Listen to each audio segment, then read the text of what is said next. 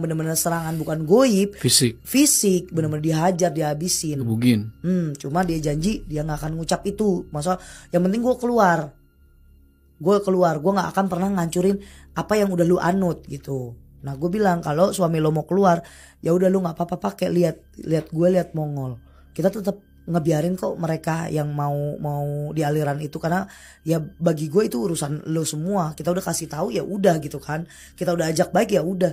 Dan itu pas hamil istrinya 6 bulan baru bisa ketemu sama gue.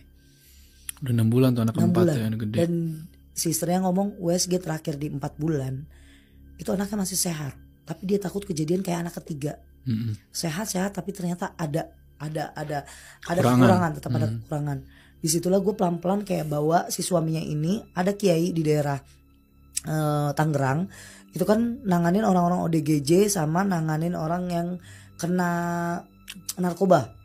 Ini suaminya akhirnya mau nih? Suaminya mau ke Jakarta, tapi nggak nemuin gue langsung gue suruh ke sana dulu. Jadi dia kayak tobatan nasuha dulu di sana, dimandiin, diiniin. Itu gue tektok bareng sama Om Vicky, karena manajer gue lah yang tahu tempat kiai kan, yang dialah yang nganterin ke sana.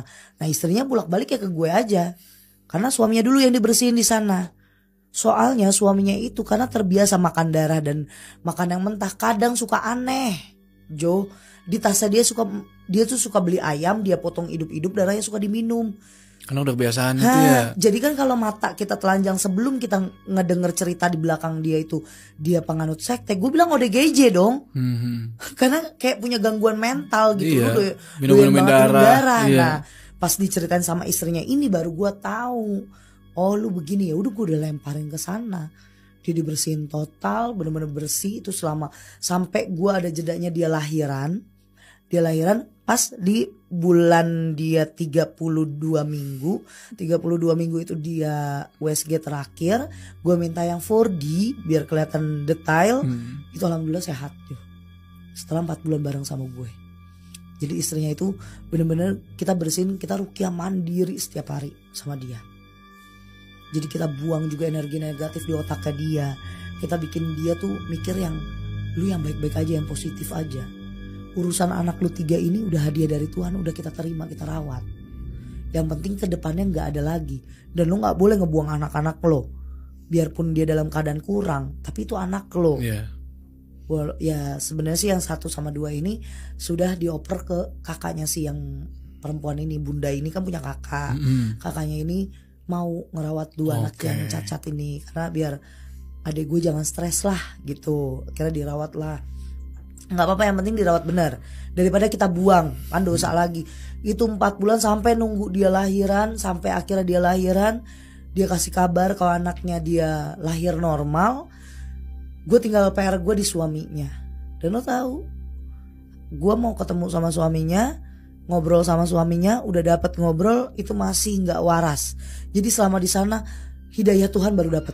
Jadi di sana bukannya sembuh malah makin gila. Makin gilanya gimana? Gila. Ya dia di situ beraga jadi Tuhan. Saya umat, saya Tuhanmu. Kamu harus nganut ke saya, harus nyembah ke saya. Kalian semua hamba saya.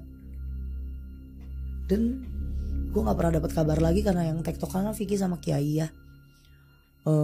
Gue alih ke istrinya aja, gue benerin mental istrinya, rapihin sampai titik sembuh. Bulan Februari kemarin itu hitungannya udah hampir mau 8 bulanan, ngabarin suaminya meninggal.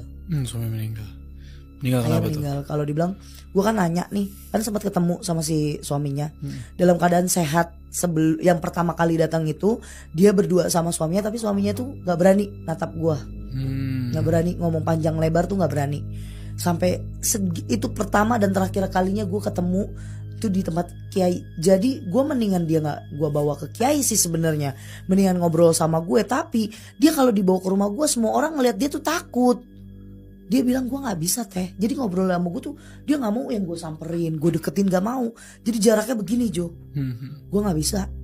Ya gue mau tobat. Itu semua gara-gara gue. Pokoknya pakai logat dia Medan kasar kan. Nggak mau. Kalau emang lu mau sembuhin istri gue, jangan gue. Dia bawa nenteng-nenteng tumbler isinya darah. Nah disitulah pas malam dari kejadian ke rumah gue, dia makin parah di rumah.